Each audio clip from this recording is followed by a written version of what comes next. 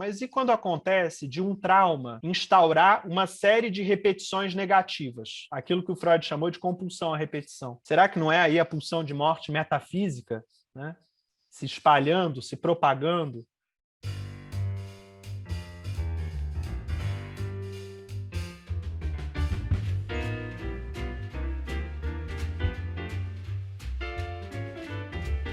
Eu diria o seguinte: quando nós temos um trauma, gente, e esse trauma fica reverberando no inconsciente, esse trauma impede que a gente esteja no presente. É o inconsciente como uma sedimentação enorme de imagens que nos puxa para o interior e nos tira dos dados imediatos aqui dos sentidos.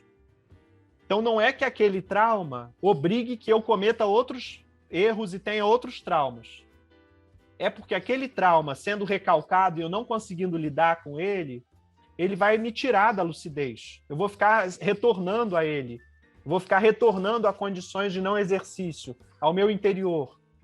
Então, o que é uma pessoa que vive no mundo dos devaneios, no mundo muito introspectivo e não consegue estar nesse plano da relação com os objetos?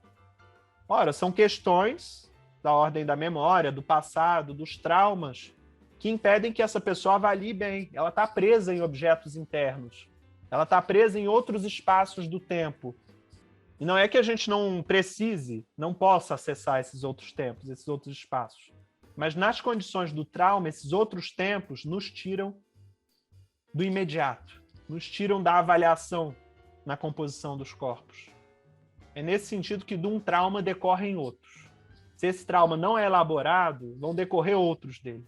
Porque um trauma, na medida em que recalca a pulsão, que recalca a força ativa, a partir de um trauma se torna mais difícil para a gente avaliar. A menos que na elaboração, né, dizia o poeta Sufi Rumi, é pela ferida que a luz entra em você. A menos que na elaboração, se atentando para as condições de desconhecimento, de não senso, a gente opere o revirão e passe então a exigir mais de si mesmo. Já que eu me feri, já que o contato com o exterior pode me matar mais rápido, eu tenho que exigir mais de mim mesmo, eu tenho que ser mais rigoroso comigo mesmo, eu tenho que ter um autodomínio das minhas forças, eu tenho que entender isso que me habita para que eu não seja morto por isso que me habita. Isso que me habita enquanto imagens, enquanto desconhecimentos da força ativa. Então a força ativa é ao mesmo tempo a cartografia dos ideais, das imagens da pulsão, e o exercício dela. Uma espécie de pedagogia da percepção, de devir molecular da percepção, né? A ferida, gente, é a nossa abertura ao mundo, ao cosmos.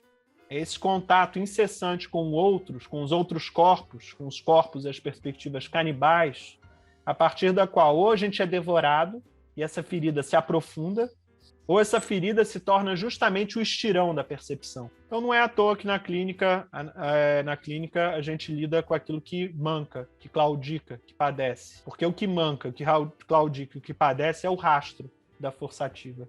São as formações do inconsciente ainda nas condições do recalcamento, mas prontas a serem reviradas num exercício, numa maior lucidez.